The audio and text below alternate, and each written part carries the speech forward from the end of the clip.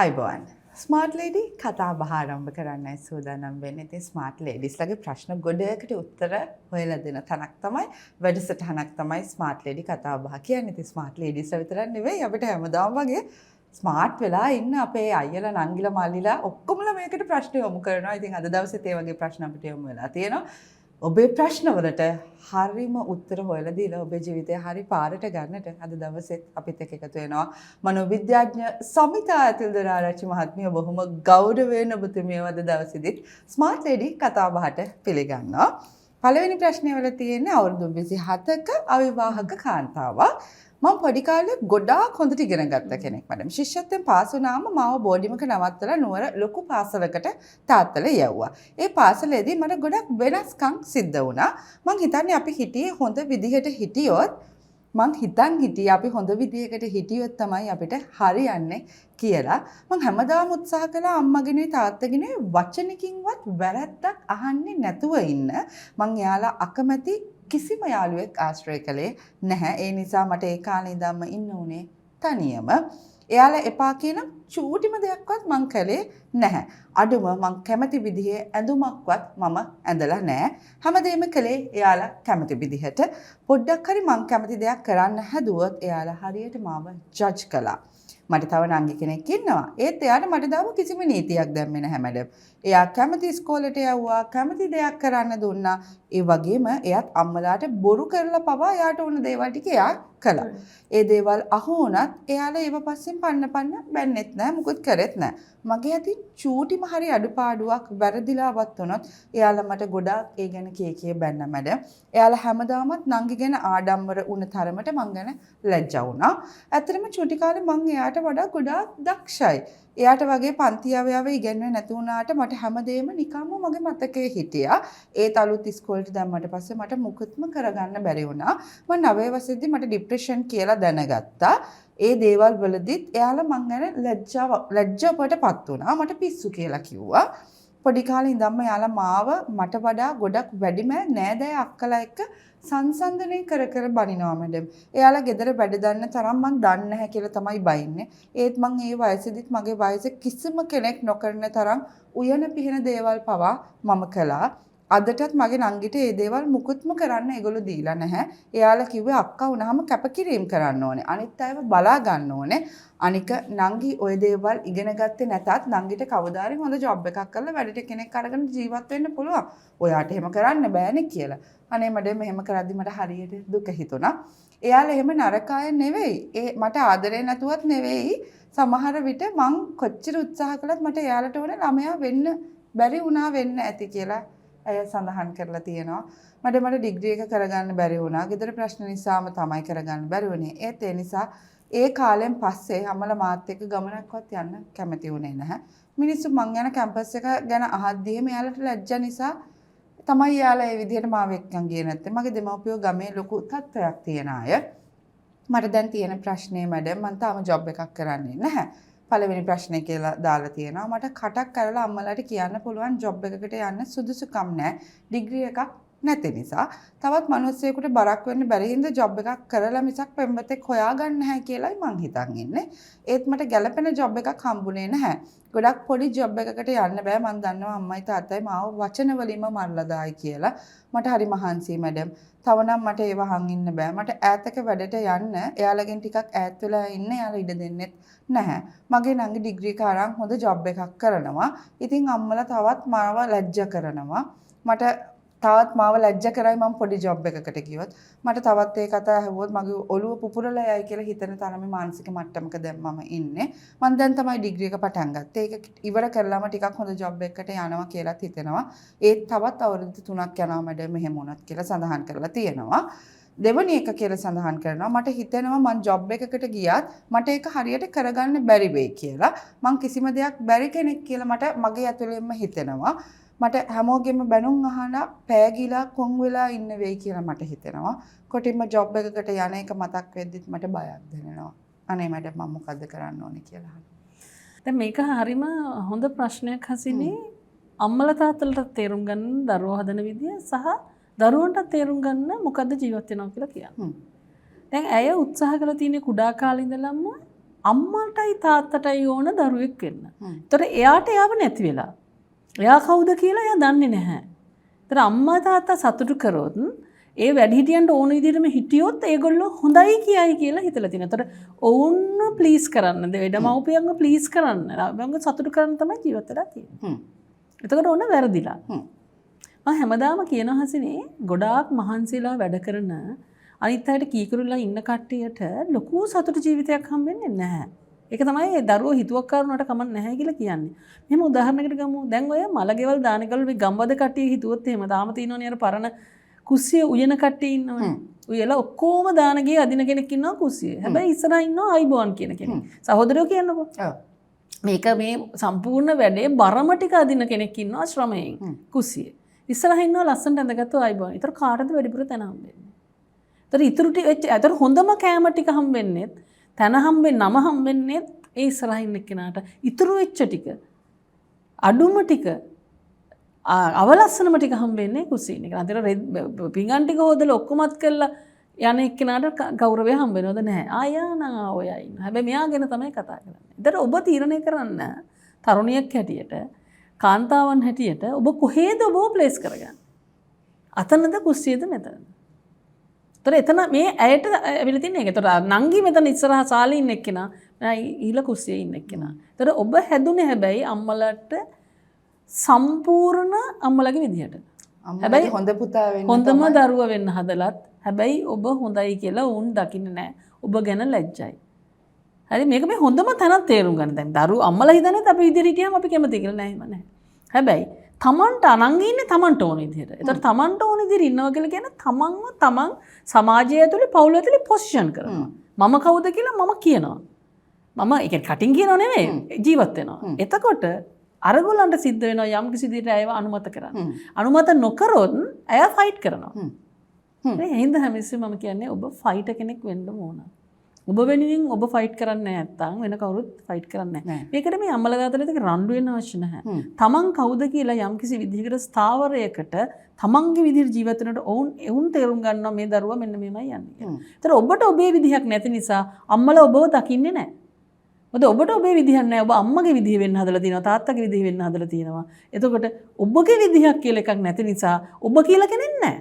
එතකොට මෙතනයි ප්‍රශ්නේ තියෙන්නේ. එතකොට දැන් අවුරුදු 25න්ද දැන් මේ 25න් ඔබ කවුද කියලා දැන් හදන්න වෙලා තියෙන ටිකක් පරක්කුයි. මම කියන්නේ අහසනේ පරක්කුයි කියලා සමහර මිනිස්සු ජීවිතේ 50 ගණන් ඉලත් තමන් හොයාගන්න මිනිස්සුන් ඉන්න කාලෙක අවුරුදු 25 කියන්නේ ඔබ කවුද කියලා gedara යම් කිසි විදිහකට ඔබේ පෞරුෂය gedara ස්ථාපනය කරන්න පරක්කු වැඩි නැහැ. හරි. දැන් ඔබ ඩිග්‍රී එක පටන් ගන්න තියෙනවා. ඒතර මෙතන වෙන කිසිම විදිහකින් අදින් පස්සේ ඔබ කවුද කියලා දෙමව්පියන්ට ඔප්පු කරන්න යන්නේ නැහැ. ඕන් කැමති දෙයක් හිතාගත්ත දෙයක්. ඔබ දුර්වලයි කියලා හිතපු දෙයක්. අය අවුරුදු 27ක්. 27ක් කමන්නේ හසනේ. හරි 27 කියලා ඒක කිසිම ප්‍රශ්න නැහැ. වයස ප්‍රශ්නයක් කරගන්න එපා. මොකද අපි වේගයෙන් ගිහිල්ලා හොඳම රස්සාව කරලත් ආයි කසාද බැඳලා ගෙවල් හදලා ආයි ওই චක්‍රයටම තමයි අපි යන්නේ. කොයි වෙලේ චක්‍රයට ඇතුල් වෙනවද නැද්ද කියලා කියන එක ප්‍රශ්නයක් කරගන්න එපා. පරක් වෙලා යන තරමට යමහිට හොඳ වෙන්නත් ඉඩ තියෙනවා. හරි ඔබට 27යි ඔබ ඒ කියන්නේ 31 දී ඔබගේ ඩිග්‍රී එක ඉවරයි. හැබැයි ඩිග්‍රී එක ඉවර වෙනකන් ඉන්න එපා රැකියාවක් කරන්න. කුමන හෝ රැකියාවක් කරන්න.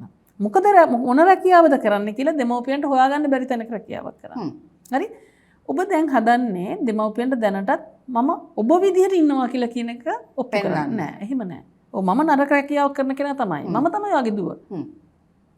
පුළුවන් නම් බාර ගන්න නැත්නම් නිකන් ඉන්න. කියලා කියන තැනට ඔබ එන්න ඕනේ. ඒක කිව්වට කමක් නැහැ. මේක සැරෙන් කියන්න ඕනේ නැහැ. මේ මම තමයි. මම අසාර්ථකයි. අම්මලාට කැමති නම් මව දුව හැටියට බාර ගන්න නැත්නම් මව තරින්න. ඒක මට ගැටලුවක් නැහැ. කියන තැනට එන්න ඕනේ. වෙන විදිහක් නැහැ ඔබට වෙනස් වෙන්න. මේ මම මගේ සාර්ථකත්වයේ මත නම් දුව කියලා ඔබ තීරණය කරන්නේ ඒක ඔයගොල්ලන්ගේ ප්‍රශ්නයක්. මගේ ප්‍රශ්න නෙමෙයි. හරි? මොකද හසිනී ඩිග්‍රීස් තීල්ද මිනිස්සුම නෙවෙයි මේ ලංකාවේ බිස්නස්මන්ලා වෙලා තියෙන්නේ. රක්ෂාවල් අවශ්‍ය නැහැ කිම් බිස්නස්මන්ලා වෙලා තියෙන්නේ. ඔන්ටර්ප්‍රිනර්ස්ලා වෙලා තියෙන්නේ. මේ ලංකාවේ ඉන්න මුදලාල ටික මෙහි ඉගෙනගත්තු මිනිස්සු නෙමෙයි. ලෝකේ ලොකුම නේද බිස්නස් හදලා තියෙනවා. ඔය ඉගෙනගත්තු කට්ටිය නෙමෙයි හසිනී. ඉගෙනගත්තු එකකින් බුද්ධිමයි ඉන්න බෑ. එතකොට එහෙම නැතුව ගොඩ නැගිච්ච මිනිස්සු තමයි ඉන්නේ බහුතරයක්. අපි කොච්චර නම් අපි යටත් වෙලා ඉන්නේ මුදලාලිලාට ඉන්න යුගත් සේවකයෝ. ඩිග්‍රී දෙක තුන සේවකයෝ හැබැයි මුදලාලි ඉගෙන නැහැ. හැබැයි යාගේ තමයි මොලේ. මේ බිස්නස් එක ගොඩනගන්න. ඉතින් ඒ හින්දා ඔබ අම්මා තාත්තා හිතන්නේ ඩිග්‍රී වලින් නම් ඩිග්‍රී වලින් හිතන්න අවශ්‍ය නැහැ. ඔබ සමාජයේ තේරුම් ගන්න යම්කිසි විදිහකට ඔබට තියෙන දක්ෂතාවය තේරුම් අරගෙන මේ ඩිග්‍රී එක කම්ප්ලීට් කරන්න. එතකොට ඔබට සතුටක් දෙන්න ඕන තමන් ගැන. ඩිග්‍රී එක හැබැයි රස්සාවක් කරන්න ඕනේ. මොන රස්සාවද කරන්න කියන එක හිතන්න එපා. ඔබේ දක්ෂකම තේරුම් ගන්න. මොකද කියලා පොඩි කාලේ හොඳට ඉගෙන ගන්න පුළුවන් කෙනෙක් කියලා කිව්වා. හොඳ මෙමරි එකක් තියෙන කෙනෙක් කියලා කිව්වා. ඒතකොට හොඳ රැකියාවක් කරන්න පුළුවන්. රැකියාවක් කරන ගමනොත් ඔබට ඩිග්‍රී ගන්න පුළුවන්. සමහර අය ඉන්නවා ඩිග්‍රී රැකියාවක් ඩිග්‍රියක් කරගෙන නැහැ. ඉක්මනට රස්සාවක් කරනවා. ඒතකොට රස්සාව කරලා ඒකේ එක්ස්පීරියන්ස් එක අරගෙන MBA එකක් කරලා ඉස්සරහට යන අය තියෙන. හින්දා ඕන තරම් මේ ලෝකේ ඇවිනියුස්. යන්න පාරවල් ඕන තරම් තියෙනවා හැසිරෙන්නේ. එකපාර නෙමෙයි මේ ඩිග්‍රී එකක් කරලා හොඳ රස්සාවක් කරලා යන කියන පාර විතරක් නෙමෙයි තියෙන්නේ. ඒ නිසා අම්මලාගේ ඔළුවෙන් හිතන එක නවත්තන්න. අම්මලා ලෝකෙ දකින්න දේ නවත්තන්න. ඔබ ලෝකෙ දිහා ඍජුව දකින්න ඕන තරම් ඉන්ෆර්මේෂන් මේක ඇතුලේ තියෙනවා බලන්න. එහෙම ගියේ කතා කියවන්න. අපිට පුළුවන් අපිට යම් කිසි විදිහකට චරිත කතා කියවන්න. කොහොමද ගොඩ නැගුණේ කියලා ඕන තරම් විදි තියෙනවා යන්න. ඉතින් ඒ පාර යන්න අම්මලට ඕන දුව වෙන්න එක සම්පූර්ණ නවත්තන්න. කෙලින්ම කියන්න මං තව දුරට අම්මලට ඕන දුව වෙන්නේ නැහැ. මට ඕන විදිහට තමයි මම ඉන්නේ. අම්මලා කැමති නම් දුව හැටියට බාර ගන්න. ඒක අම්මලගේ තීරණයක්. මට අදාළ නැහැ. මම මගේ ජීවිතය ගෙනියනවා කියලා කියන ස්ථාවරයට එන්න. එතකොට ඔබට හරියන්න පටන් ගන්න. එහෙම හිතන්න පටන් ගත්ත දවසේ නම් ඔබට හරියන්න පටන් ගන්නවා. ඔබ උයන්න පුළුවන් එක ගැන සතුටු වෙන්න. ඔබට ගෙදර වැඩ ටික පුළුවන් එක ගැන සතුටු වෙන්න. ඒක කිසි ප්‍රශ්නයක් නැහැ. ඔබට ඕනනම් කරන්න පුළුවන්. ඔබට සල්ලි හම්බ කරොත් වැඩට කෙනෙක් ගන්නත් පුළුවන්. නැතුව ඉන්නත් පුළුවන්. ඒ හින්දා ඒව ගැන පසුතැවෙන්න එපා. වැඩ කරපු එක ඒක ඔබට ශක්තියක් වේවි කවදා හරි. හැබැයි දැන් ඔබ කවුද කියලා අම්මලා කියන කෙනා බවට පත් වෙන එක විතරක් නවත්තන්න. හොඳයි. අපි ඊළඟ ප්‍රශ්නෙට යමු වෙනවා. ඊළඟ ප්‍රශ්න කෙනාට අවුරුදු 25යි. මගේ බොයිෆ්‍රෙන්ඩ්ට අවුරුදු 25යි මැඩම්. අපි දෙන්නම තාම උසස් අධ්‍යාපන කටයුතු වල නිරත වෙනවා. ඒ නිසාම තාම දෙන්නම ජොබ්ස් කරන්නේ නැහැ. අපේ affair එක පටන් අරගෙන දැනට අවුරුදු 4ක් වගේ වෙනවා. අපි ගොඩක් සතුටින් සම්බන්ධය පවත්වාගෙන යනවා. අපි දෙන්නගේම දෙමව්පියෝ අපේ සම්බන්ධය ගැන දැනුවත්. එයාලගෙන් කිසිම බලපෑමක් නැහැ. අපිට අපි ගැලපෙනවා නම් දෙමව්පියෝ මේ සම්බන්ධයට කැමතියි. මම ගෙදර හැදුණු විදිහත් එක්ක වගකීමක් කරන් වැඩ කරන්න පුළුවන් වුණත් මම ඉමෝෂනලි අන්ස්ටේබල් වුණාම මම අම්මා තාත්තා වගේම සමහර ළඟින් ඉන්න යාළුවෝ එක්ක කතා කරන්න ඕනේ මඩම් මගේ හිත හදාගන්න. මට ස්ට්‍රෙස් එකක් ආවම ඒක දරා ගන්න ටිකක් අමාරුයි තනියම. මට ගෙදර පරිසරයක් ආර්ථික මට්ටමත් එක්ක මගේ එදිනදා වැඩවලදී කිසිම ප්‍රශ්නයක් නැහැ. මම සැහැල්ලුවෙන් ඉන්නවා. ඒත් මඩම් මගේ අධ්‍යාපනික වැඩවලදී මම නිතරම ස්ට්‍රෙස් වෙනවා. ඒ දේවල් ගැන අම්මලාට ලොකු තේරුමක් නැති නිසා මම ඒ දේවල් කියන්නේ මගේ බොයිෆ්‍රෙන්ඩ්ට. ඒත් මැඩම් මේ ගත කරපු අවුරුදු කිහිපය තුළ එකපාරක්වත් එයාට මගේ ස්ට්‍රෙස් එක රිලීස් වෙන විදිහට කතා කරන්න බැරි වුණා. එයා කියන දේ අදාළ ප්‍රශ්නයට පිළිතුර තමයි. හැබැයි එයා ඒ කියන විදිය හිතට මට දැනෙන්නේ නැහැ මැඩම්. මම ඒ වෙලාවට මගේ ප්‍රශ්නයට කිව්වට එයා කියන දේවල් මට ෆීල් වෙන්නේ නැහැ. මම මේ ගැන එයා එක්ක නිතරම රණ්ඩු වෙනවා. එයා මට ගොඩාක් ආදරේ කියලා මම දන්නවා සහ මට එයාව දැනෙනවා. එයා ගොඩක් වෙලාවට ප්‍රශ්නවලදී වැඩ කරන විදිය වෙනස්. එයා කාටවත්ම කිසිම දෙයක් කියන්නේ නැහැ. තනියම මැනේජ් කරගන්නවා. මම කියනවා මේ දේවල් මට කියන්න. ඇයි කියන්නේ නැත්තේ කියලා වුවම එයා කියන්නේ මම ඒව ගැන හිතලා දුක් වෙනවට එයා කැමති නැහැයි කියලා. කොහොමත් මැඩම් එයාටත් ගෙදර හොඳ පවුල් පසුබිමක් ආර්ථික මට්ටමක් තියෙන නිසා තවම අධ්‍යාපන කටයුතු කරන නිසා ලොකු ප්‍රශ්න නම් ඇති වෙන්න විදිහක් නැහැ. අපි දෙන්නම මේ ෆෑක් පටන් ගත්තේ අපි ගැලපෙනවා නම් මැරි කරනවා කියලා හිතාගෙන. ඒත් මට දැන් තියෙන ප්‍රශ්නේ මේ වගේ පොඩි දේවල් වලටත් මගේ හිතට සහනයක් වෙන්න බැරි නම් තව අපිට ඉස්සරහට ලොකු දේවල් එනකොට මට ගැටලුවක් එයිද මම මොනවාගේ දෙයක් කරන්න ඕනේද කියන එක නිසා මම එයාට මේ ගැන කිව්වහම එයා වෙනස් වෙන්නම් කියලා කිව්වට එහෙම වෙනසක් මට පේන්නේ නැහැ. මගේ යාළුවන්ගේ සහ මම අනිත් අයගේ අහලා තියෙන affairs වල ප්‍රශ්න බැලුවාම මට මේ සම්බන්ධය නවත්තලා ඊළඟ හම්බ වෙන කෙනා මීට වඩා කොහොම කෙනෙක් වෙයිද කියලා බයක් දැනෙනවා මැඩම්. මොකද මේ සම්බන්ධය තුළ මේ ගැටලුව ඇරෙන්න මට වෙන කිසිම ප්‍රශ්නයක් නැහැ. මට උත්තරයක් දෙන්න කියලා තමයි අය ඉල්ලලා තියෙන්නේ. හරි හසිනී මෙතන මං හිතන්නේ පිරිමි ළමයා වෙනස් වෙනව වෙනුවට මේ අපිට ප්‍රශ්නය ඉදිරිපත් කරන තරුණිය හිතන විදිහ වෙනස් කරන්න ඕන කියලා මට හිතෙනවා. මොකද අපි කසාද බඳින්නේ ප්‍රශ්න කතා කරන්න නෙවෙයි හසිනී. සාමාන්‍ය පිරිමි ගැහණු පිරිමි දැන් කසාද බැඳලා පස්සේ ප්‍රශ්න කතා කරන්න ගියාම බොහෝ විට ඒව අවුල් කරගන්නවා මිසක් මම හිතන්නේ ඒව විසඳෙන්නේ නැහැ. කියන්නේ මේ එළියේ එන ප්‍රශ්න. ඒතර ප්‍රශ්න කතා කරන්න ඇත්තටම අපිට යාළුවෝ හොඳයි කියලායි මම හිතන්නේ. යාළුවොත් එක්ක කතා කරාම මොකද ඒක ලොකු අපිට අපේ පෞද්ගලික ජීවිතේ ලොකුටම බලපාන්නේ නැහැ. යාළුවෙක් එක්ක ප්‍රශ්නයක් කරාම යාළුවොත් එක්ක රණ්ඩුවක් වුණත් ඒක කිසි ප්‍රශ්නයක් නැහැ. ඇතුලේ මේ එදිනෙදා ජීවිතේට කසාද ජීවිතයකට ඒක බලපාන්නේ නැති හින්දා. ඒතර ප්‍රශ්න තමන්ගේ සාම්පුරුෂය අහගෙන ඉඳලා විසඳයි කියලා හිතලා කසාද බඳිනවා නම් ඒක ඇත්තටම කිසිම පිරිමිගෙන් හම්බෙන එකක් නැහැ කාන්තාවට. ගෝ පිරිමින් එහෙම ප්‍රශ්නයක් ඔක මෙහෙම කරා නම් හරිනේ අයියෝ ඔහොම කරේ කියලා වගේ උත්තරයක් දෙනවා. එතකොට වෙන්නේ තමන් තවදුරටත් තමන්ට කේන්ති යනවා මිසක් ඒකේ මේකක් දැනෙන්නේ නැහැ. එතකොට මෙතන මට වනුව මේ පිරිමි ළමයා ටිකක් යම් පෞරුෂයක් තියෙන පිරිමි ළමයෙක් අවුරුදු 25ක මට සතුටු එහෙම පිරිමි ළමයි ඉන්නවා කියලා තැන. එයාගේ ප්‍රශ්නේ අනිත් අයට කියන්නේ නැහැ, කම්ප්ලේන් කරන්නේ නැහැ. එයා ඒ ප්‍රශ්නේ විසඳගෙන බොහොම ශක්තිමත්ව ජීවිතේට මුහුණ දෙන්න උත්සාහ කරන පිරිමි ළමයෙක්. මට අනුව ඒක හොඳ පෞරුෂ ලක්ෂණයක්. එතකොට එයා වෙනස් වෙන්නම් කියලා තමයි. ඒ චෝදනා කරනකොට රණ්ඩු වෙනකොට එයා රණ්ඩු වෙන්නේ නැති බව, පිරිමි ළමයා රණ්ඩු වෙන්නේ නැහැ කියලා තමයි පේන්නේ. මම කැමතියි ඒතර රණ්ඩු වෙන්නේ නැති පිරිමින්ට. මොකද පිරිමිත් ගෑනුවගේ කියවන්නයි, එකට එක කියන්නයි එහෙම අවශ්‍ය නැහැ. ගෑනු චුට්ටක් කියවනවා. ගෑනු කම්ප්ලේන් කරනවා. ඒ වගේ වෙලාවට hina වෙලා හරි හරි අපි මේක හදාගමු කියලා ඉන්න එක තමයි පිරිමිගේ හොඳ පෞරුෂ ලක්ෂණ. ඒකට ඔහුට හොඳ පෞරුෂ ලක්ෂණ තියෙනවා කියලා හිතන. ඒතර ඔබ වාසනාවන්තයි. ඔහුගේ බොයිෆ්‍රෙන්ඩ් කෙනෙක් හම්බෙලා ඉන්න එක. ඒතකොට ඔහු නැති කරගන්න එක මෝඩ වැඩක්. ඔහු වෙනස්සන් එන්නම් කියලා කිව්වට ඔහුගේ ජීවිතේ නැති කැලලක් ඔහුට හදාගන්න බෑ.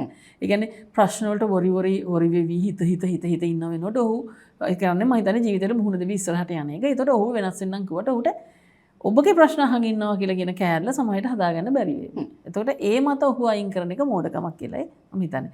ඔබ ඇයි මේ තරම් හිතන්නේ?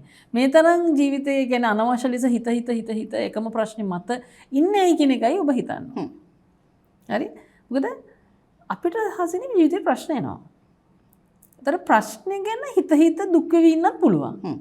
හරි ප්‍රශ්නේ තේරුම් අරගෙන හරි මේ ප්‍රශ්නේ තියෙනවා. මේ ප්‍රශ්නෙට මගේ දායකත්වය මොකද්ද? අනිත් අයගේ දායකත්වය මොකද්ද? ඒකට අනුව මට ඒක වෙනස් කරන්න පුළුවන්ද බැරිද? එහෙම නැත්නම් මම මෙතනින් අයින් වෙනවද? මේ ප්‍රශ්නේ නැත්නම් ගණන් නොගෙන ඉස්සරහට යනවද කියලා කියන තීරණෙත් එක්ක ජීවත් ඉස්සරහට යන්නත් පුළුවන්. ඒතර ඔබ දුක් වෙන්න ආස නම් ඔබ මේ කරන්නේ දුක් වෙන්න ආස වෙලා මේ ප්‍රශ්නයක් හදාගෙන දුක් වෙවි ඉන්න එක.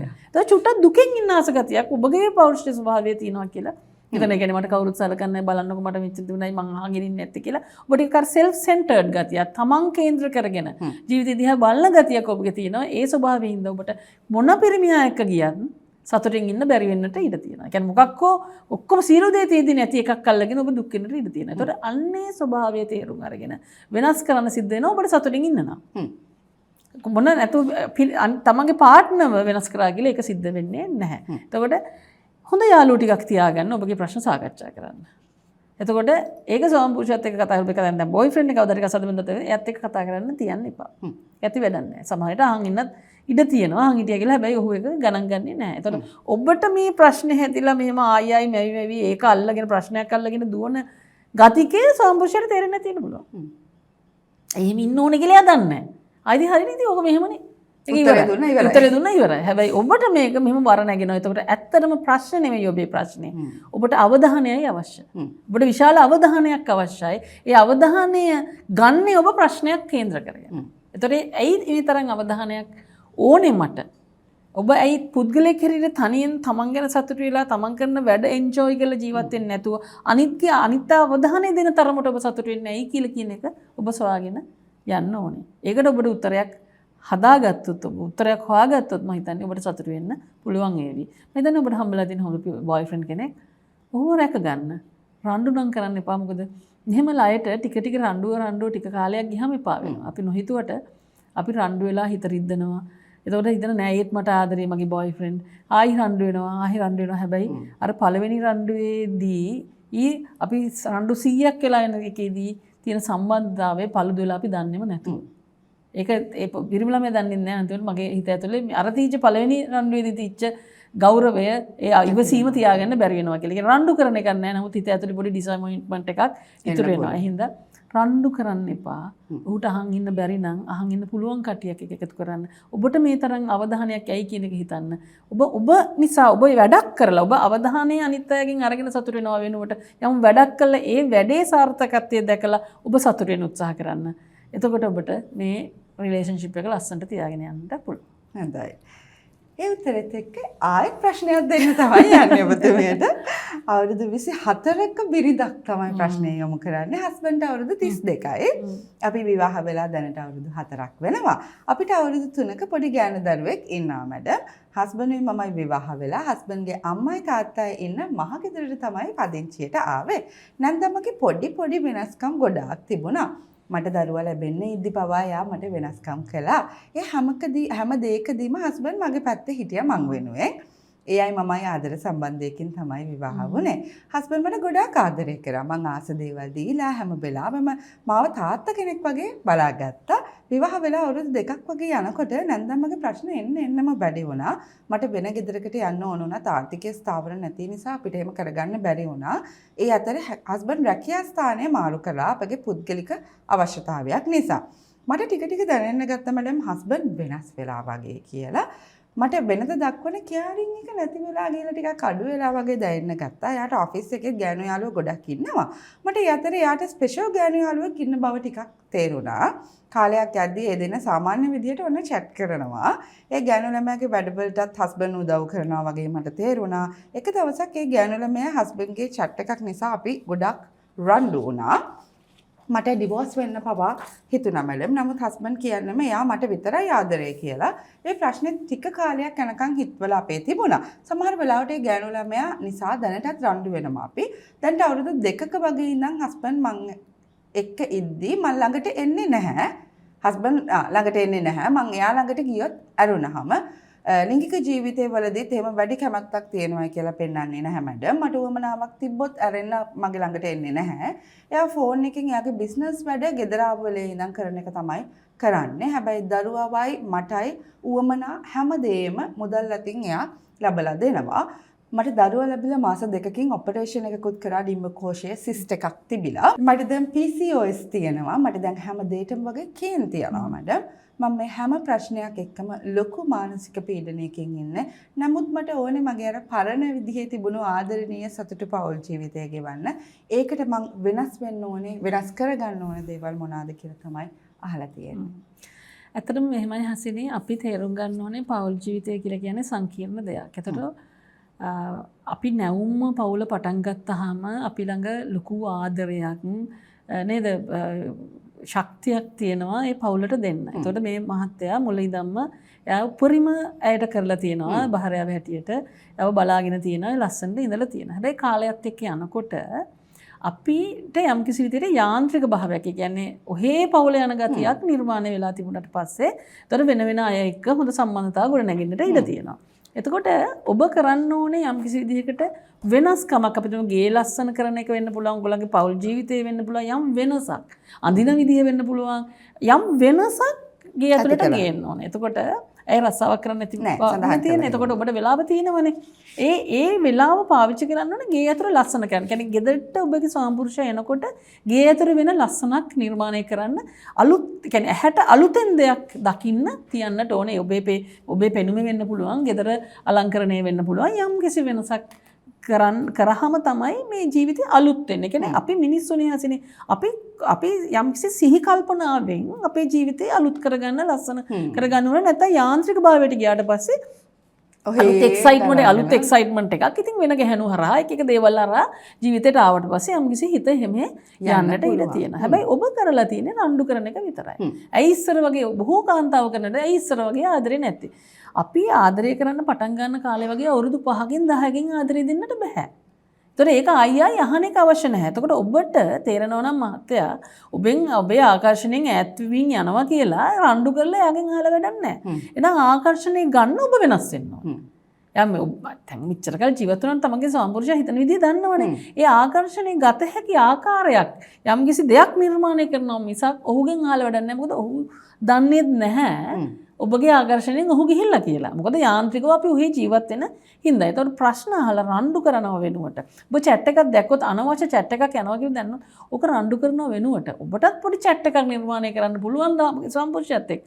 ඔම ආදරෙන් I miss you මොකක් හරි දාලා යම්කිසි දිහට පොඩ්ඩක් පාවිච්චි කරලා යම්කිසි විදිහකට ඒක නිර්මාණය කරගන්න ඕනේ. එහෙම නැතුව රණ්ඩු කර ආයෙ යහුවා කියලා ප්‍රශ්නේ විසඳෙන්නේ නැහැ. එතකොට ඔහුට ඔබව විපා වෙන එකයි වෙන්නේ. එතකොට ඔබ නොදැන කරන්නේ වෙන සම්බන්ධයකට ඔහුව තල්ලු කරලා දාන එක. හින්දා ඒ වෙනුවට ලස්සන කැම ටිකක් හදන්න පුළුවන් වෙන පුළුවන් මොකක් හෝ ක්‍රමවේදයක් පාවිච්චි කරලා මේ ගැන කතා කරන එක නවත්තලා ඔහුව ඔබේ ජීවිතයේ ආකර්ෂණයට ආයි ලබා ගන්න. එතකොට ඔබ ළඟ තවමත් ඔබේ ජීවිතේ සම්බන්ධ කරලා නැහැ. ඒ කියන්නේ ඔබ ළඟට ගියාම ඔබත් එක්ක ලිංගික හැසිරෙනවා.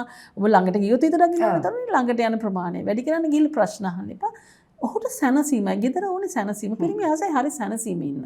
වගකීම් නැතුව. ඒ කියන්නේ ඒගොල්ලෝ ආස දෙයක් කරගෙන ඒගොල්ලෝ ඉන්නවා. හැබැයි අනවශ්‍ය ප්‍රශ්න නැතුව වගකීම් රහිතව ඉන්න ඒගොල්ලෝ ටිකක් ආසයි. එතකොට ප්‍රශ්නයක් නම් ගෙදර කියන්නේ. එතකොට ගෙදර ඉන්න කැමති වෙන්නේ නැහැ. හින්දා ප්‍රශ්න නැති තැනක් කරන්න. සහනය උණුසුම තියෙන තැනක් බවට ගේපත් කරන්න. එතකොට ඔබට අර පරණ ස්වාමිපුරුෂයා ආයි ගෙදරට ගෙන ගන්න පුළුවන්. මං හිතන්නේ හැමෝම අර දවස් අවසානයේ සැනසීමෙන් ඉන්නනේ අපි හැමෝම ගෙදර යන්නේ.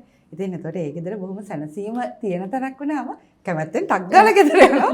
ඔන්න රෑබෝ වෙන්නේ නැතුව ඒ මතක් කිරීමත් එක්ක ඒ ජීවිතයට ලබා දුන්න මම හිතන්නේ එක්කෙනෙකුට විතර නෙමෙයි මනෝවිද්‍යාවෙන් තිබුණේ බොහෝ දෙනෙකුට වගේ දේවල් වෙන්න පුළුවන් කාලයක් විවාහ ජීවිතයේ යොමු යනකොට.